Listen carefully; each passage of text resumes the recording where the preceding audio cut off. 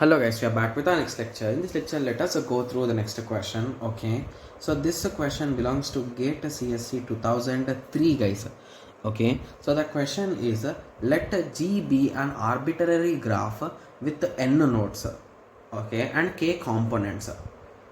Okay, so for easy understanding, let us draw a graph guys. Component 1, component 2 and component 3, and the number of nodes, that is nothing but vertices 1, 2, 3 and 4. So for 4 vertices we are having 3 components. So this is n and this is a k. If a vertex is removed from the graph, okay, so the number of components in the resulting graph must necessarily lie in between. So if I remove one vertex, so indirectly this value will jump down to 3, right? Yes. And for better understanding, let us remove this vertex first. So the final graph will be in this way, right? Yes. And the number of components are 1.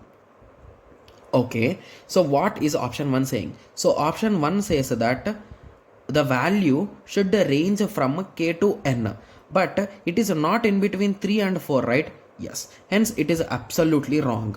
Moving on, the value should range in between k minus 1 and k plus 1. So it should range in between 2 to 4, it is saying. So with this understanding, funnily, but this option also goes down, right? Yes. Okay. So option B also seems to be wrong. So moving on to option C. So option C says that k minus 1, okay, and n minus 1. Okay. Okay, so this option seems to also go down, right? Yes. So what is that option saying? It is a 2, 3. Okay, but that is option is also not matching, right? Okay. Moving on, k plus 1. Okay, so k plus 1 will be 4 to n minus a k. So to 1. Okay, so this option makes some sense, right? Yes. So anyway, let us check for some other graph guys, because always whenever you are working with the graphs, sometimes you might end up with wrong answer guys. So always check multiple possibilities. So let us remove this vertex now. Okay, so at that time the graph will become in this way. We are having a 2, right? Yes. Okay, so at that time, okay, so for 3 vertices we are having a 2 components. So it is going to lie in between 1 and 4, as well as it is going to lie in between this, but it is not going to lie in between A. So A is compulsory wrong guys, you can assume in that way, right? Because for 2 cases it is gone, right? Yes.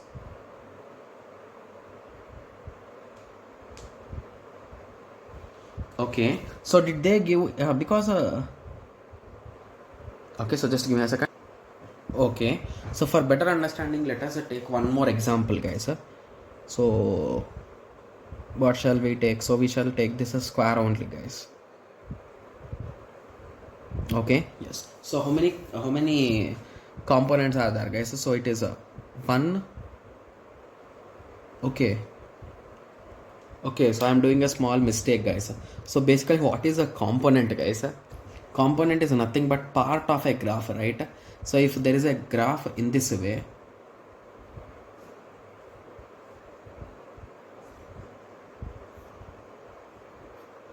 and removing this vertex, the components will become into 2 pieces, right? Yes. So this individual things are called as components guys. So I am counting surfaces. So suddenly it strike to me like why are some options being a bit skeptical? So I was thinking and I was just it struck in my mind. So what is component? Component is nothing but a graph which is not connected to other graph, right? So those are components. So here I am counting surfaces, right? Yes. So assume this graph guys. So here how many components are there guys? So there is one component and the number of vertices are 1, 2, 3, 4 and 5. Okay, so 5 vertices, that is nothing but n, and component k is 1. Okay, so if I remove this particular vertex, the number of nodes will be 4 and the number of components will be 2, right? Yes. Okay, so with this understanding, what we can say guys, so what will be the number of resultant was what they are asking. So if a vertex is removed from graph G, the number of components in the resultant graph must lie in between.